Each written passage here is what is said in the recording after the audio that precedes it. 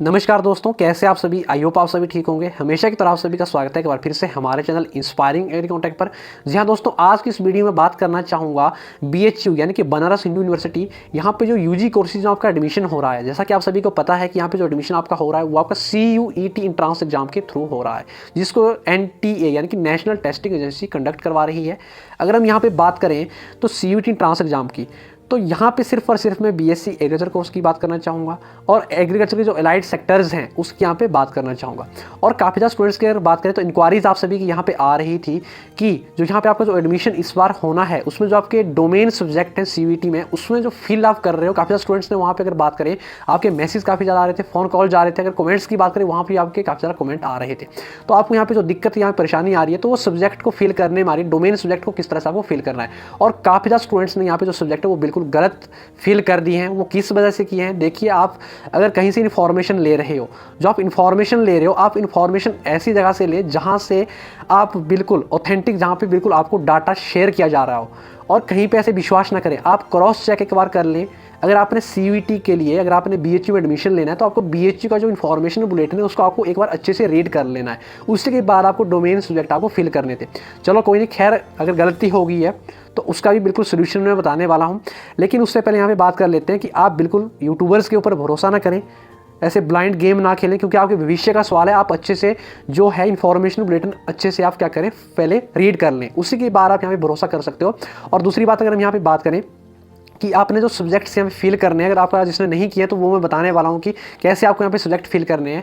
आपको स्लॉट 1 में करने हैं, 2 में करने हैं, कौन कौन से सब्जेक्ट आपको फिल करने हैं, वो सारी जानकारी यहाँ पे देने वाला हूँ। और इसके ऊपर वीडियो मैंने डिटेल में बना रखी है कि आपको सब्जेक्ट जो है किस तरह से फिल करने हैं, पूरा एप्लीकेशन फॉर्म किस तरह से फिल करना है, स्टेप बाय स्टेप आपको हर एक जानकारी बता दी है। अगर आपने अभी तक वो वीडियो नहीं देखी है सो प्लीज़ आप जल्दी से देख लीजिएगा, डिस्क्रिप्शन बॉक्स पे लिंक दिया गया है।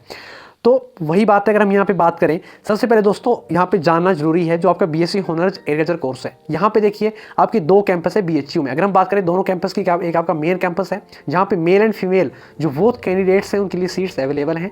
वहीं हम बात करें आपका राजीव गांधी साउथ कैंपस मिर्जापुर में है, जहाँ पे मेल एंड फीमेल दोनों कैंडिडेट्स के लिए सीट्स अवेलेबल हैं। अगर हम नंबर ऑफ सीट्स की बात करें तो आपकी जो मेन कैंपस में सीट्स हैं वो आपकी 154 सीट्स हैं, यानी कि 154 सीट आपकी BSc ऑनर्स एग्रीकल्चर की मेन कैंपस में। मैं डिफरेंस यहाँ पे आपको बताने वाला हूँ मेन कैंपस और राजीव गांधी कैंपस में क्या यहाँ पे डिफरेंस आपका रहने वाला है एग्रीकल्चर की सीट्स के लिए। और दूसरा हम यहाँ पे बात करें आपकी जो राजीव गांधी साउथ कैंपस यानी कि जो मिर्जापुर में आपका है, उसमें यहाँ पे सीट्स आपकी 50 सीट्स हैं, 50 सीटें आपके यहाँ BSc ऑनर्स एग्रीकल्चर की। वही हम बात करें BTech इन फूड टेक्नोलॉजी की बात करें तो अगर हम यहाँ पे BTech इन डेयरी टेक्नोलॉजी कोर्स की बात करें तो यहाँ पे आपका जो मेन कैंपस है वहीं पे आपका यहाँ पे सीट्स अवेलेबल हैं बोथ कैंडिडेट्स के लिए, मेल एंड फीमेल के लिए। अगर हम यहाँ पे नंबर ऑफ सीट्स की बात करें 30 सीट्स दोनों कोर्स के लिए यहाँ पे आपके पास अवेलेबल है। बाकी डिफरेंस आगे चल के मैं यहाँ पे आपको बताने वाला हूँ कि डिफरेंस यहाँ पे क्या रहने वाला है। और बाकी वीडियो में एंड तक जरूर बने रहिएगा, क्योंकि काफ़ी ज़्यादा स्टूडेंट्स के यहाँ पे डाउट्स है, कन्फ्यूजन है, आपके दूर होने वाले हैं बिल्कुल वीडियो के माध्यम से। अब देखो यहाँ पे आप पहले ध्यान से देख लो कि जो यहाँ पे सीट्स आपकी BSc ऑनर्स एग्रीकल्चर की है, तो यहाँ पे आपकी जो 15% सीट्स हैं वो ICAR इंट्रांस एग्जाम के थ्रू आपकी फिल होनी है। यानी कि जो आपका NTA कंडक्ट करवाएगा ICAR एग्जाम, उसके के थ्रू आपकी 15% सीट्स फिल होनी है, जिसके लिए ऑल इंडिया स्टूडेंट्स एलिजिबल है। और CUET के लिए भी यहाँ पे ऑल इंडिया स्टूडेंट यहाँ पे एलिजिबल है। सभी स्टेट के स्टूडेंट यहाँ पे फॉर्म आप फिलअप कर सकते हो। वही हम अगर यहाँ पे बात करें आपकी देन नेक्स्ट के लिए, यहाँ पे देखो एलिजिबिलिटी क्राइटेरिया आपको यहाँ पे एक बार अच्छे से देख लेना है। यहाँ पे BSc ऑनर्स एग्रीकल्चर की बात करें, दोनों कैंपस की यहाँ पे बात करें तो आपके जो यहाँ पे कोर्सेज है 4 ईयर का कोर्स है, एक ईयर में आपके 2 सेमेस्टर्स होंगे और कोर्स कोड आपका 135 है। वही हम यहाँ पे बात करें दोस्तों एलिजिबिलिटी की, तो यहाँ पे आपकी +2 होनी चाहिए, यानी कि 12वीं आपकी होनी चाहिए। आपके पास इंटरमीडिएट में जो सब्जेक्ट होनी चाहिए, या फिर एग्रीकल्चर आपके पास होना चाहिए ऑप्शन में, या फिर ऑप्शन में बायोलॉजी या फिर मैथमेटिक्स ऑप्शन में ये होनी चाहिए 3 में से एक, और फिजिक्स और केमिस्ट्री यहाँ पे आपकी कंपलसरी है। तो वही हम बात करें आपकी जो यहाँ पे सब्जेक्ट्स में है, ओवरऑल आपकी जो परसेंटेज होनी चाहिए 50% एग्रीगेट करके आपकी यहाँ पे परसेंटेज मिनिमम होनी चाहिए। तो वही हम यहाँ पे बात करें आपकी एज लिमिट की, मैक्सिमम आपकी 25 ईयर्स है और मिनिमम आपकी यहाँ पे 16 ईयर्स है, यानी कि 16 साल से कम आप नहीं होनी चाहिए, 16 साल से आपकी एज ज़्यादा होनी चाहिए, 25 साल से ज़्यादा नहीं होनी चाहिए, 25 से आपकी कम होनी चाहिए। तो वही हम यहाँ पे बात करें सीट्स डिस्ट्रीब्यूशन की बात करें तो मेन कैंपस में आपको मैंने बता दिया और आपकी दूसरे कैंपस में भी आपको सीट्स मैंने बता दी। और यहाँ पे डिफरेंस भी आपको मैं बताने वाला हूँ कि डिफरेंस यहाँ पे क्या रहने वाला है। तो वही हम बात करें यहाँ पे BTech फूड टेक्नोलॉजी की बात करें, यहाँ पे आपका 4 ईयर का ये कोर्स है और 8 सेमेस्टर में यहाँ पे डिवाइडेड है। और यहाँ पे मैं आपको यही कहना चाहता हूँ कि अगर आप CUET का एंट्रेंस एग्जाम दे रहे हो तो आप BSc एग्रीकल्चर के लिए भी करें, अप्लाई करें, BTech फूड टेक्नोलॉजी के लिए भी अप्लाई करें। लेकिन यहाँ पे आप एलिजिबिलिटी क्राइटेरिया को एक बार समझ लें।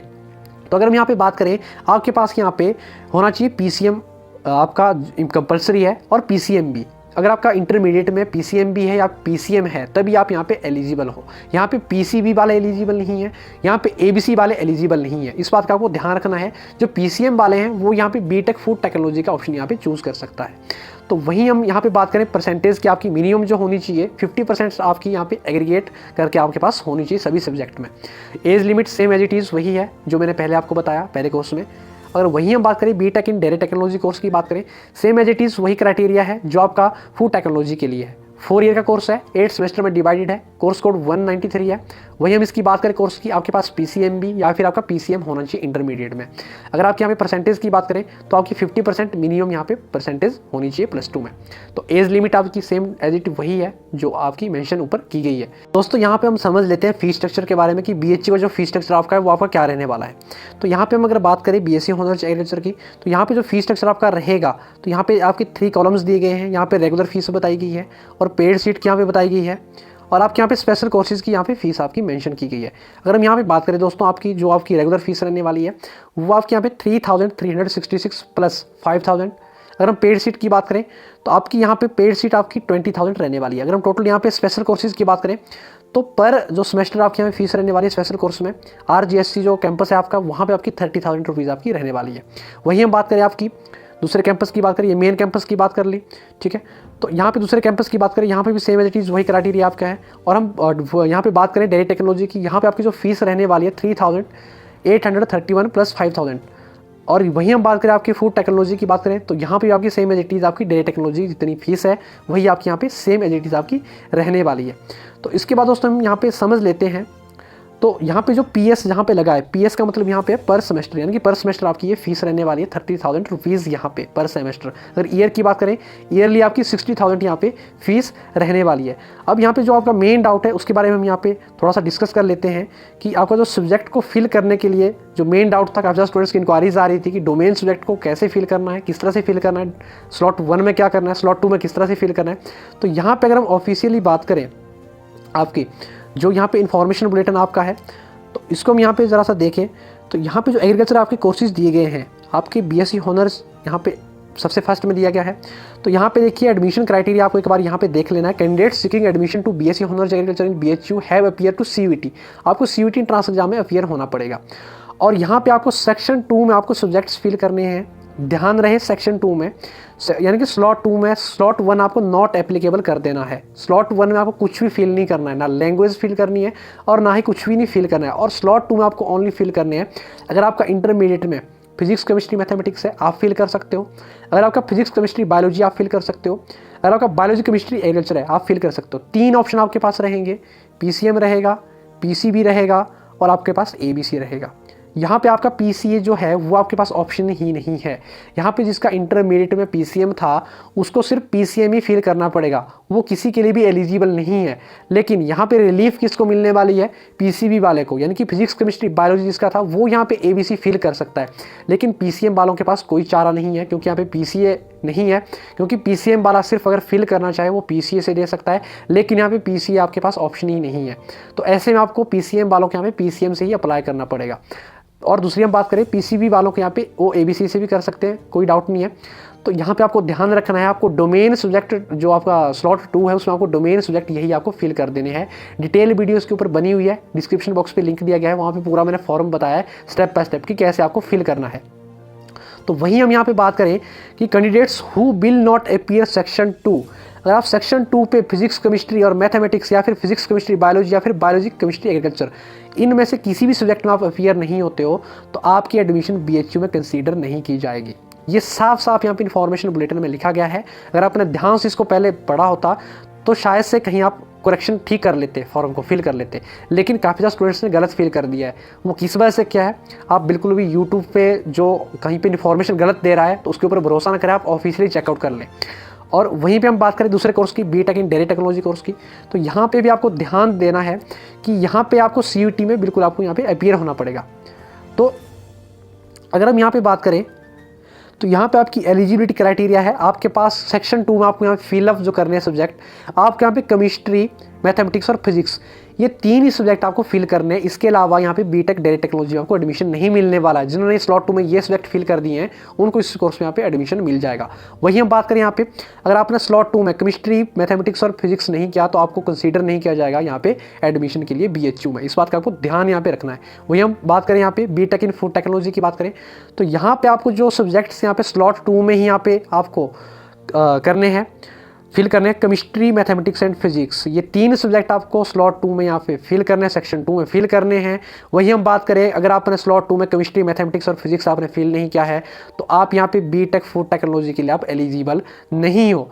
अब इसके बाद भी आपका कोई डाउट्स हो, कोई भी कन्फ्यूजन हो वीडियो को लेके, आप जल्दी से कमेंट बॉक्स में कमेंट करके पूछिए।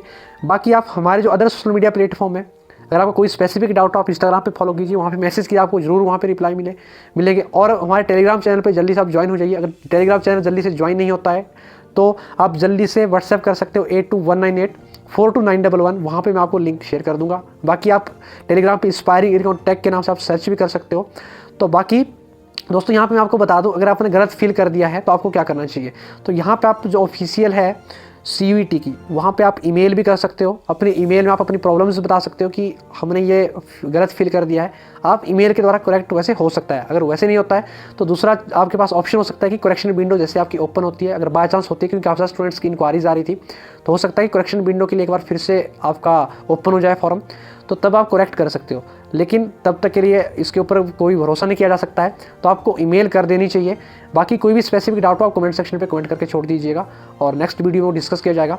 बाकी दोस्तों वीडियो पसंद आई तो जरूर लाइक कीजिए, शेयर कीजिए, चैनल को सब्सक्राइब करना ना भूलें, क्योंकि आगे भी आपको इसी तरह का अपडेट यहाँ पे मिलता रहेगा। हर एक तरह का अपडेट आपको काउंसलिंग तक यहाँ पे ऑथेंटिक मिलता रहेगा। तो मिलते हैं नेक्स्ट अपडेट के साथ, तब तक के लिए जानकारी के लिए हमारे चैनल को सब्सक्राइब करके बेल आइकन को प्रेस करना ना भूलें, ताकि दोस्तों समय समय पर मेरी नेक्स्ट वीडियो की नोटिफिकेशन आप तक सबसे पहले पहुंचे। धन्यवाद।